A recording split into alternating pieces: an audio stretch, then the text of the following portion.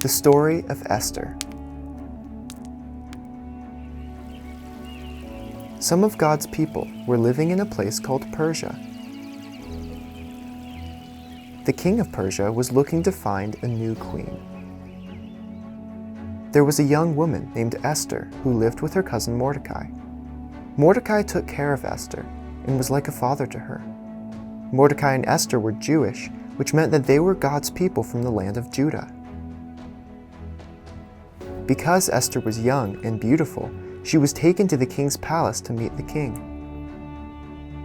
Mordecai warned Esther not to tell anybody that she was Jewish, and so it was kept a secret.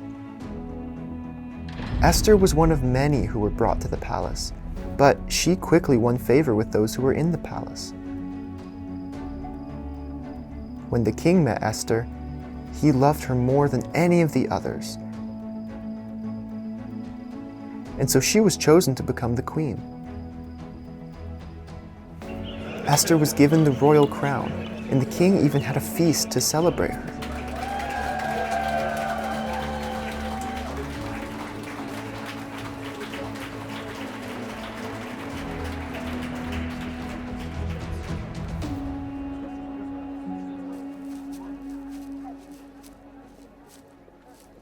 One day, Mordecai came to the king's gate to learn how Esther was doing. While he was there, he overheard two of the king's men making plans to kill the king.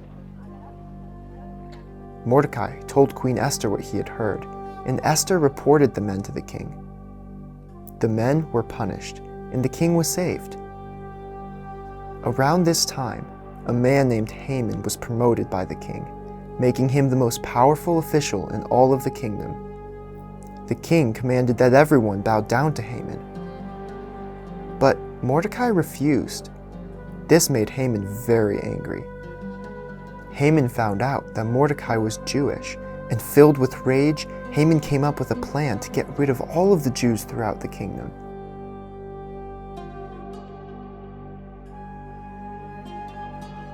Haman told the king, "There are people scattered throughout your kingdom whose laws are different. They do not even obey your laws. Let's get rid of them."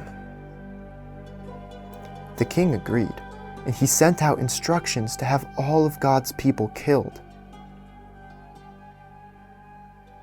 Mordecai and the rest of God's people were devastated. They went out into the streets and they wept.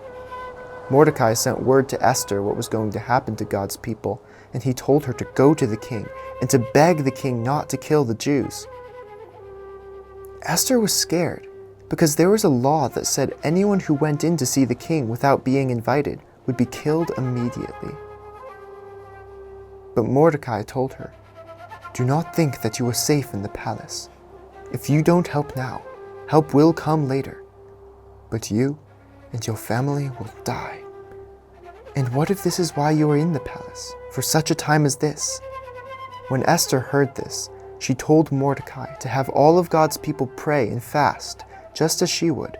She said, "I will go to the king, and if I perish, I perish."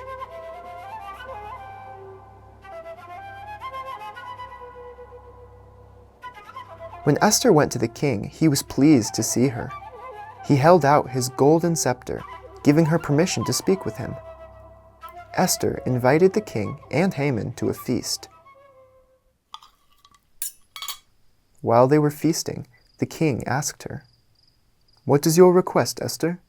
Ask, and it will be fulfilled." So Esther invited the king and Haman to a second feast the next day. As Haman was walking home that night, he saw Mordecai at the gate. Mordecai didn't bow down to Haman.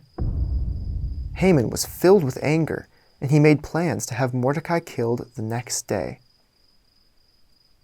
But that night, the king couldn't sleep, so he had someone come and read to him from a book of memorable things that were done in his kingdom. His servant read the story about how Mordecai had saved his life. The king asked if Mordecai had been honored for saving him, but he had not. So the king commanded Haman to dress Mordecai in a royal robe and lead him around the city on horseback to honor him for saving his life. Haman was humiliated and devastated.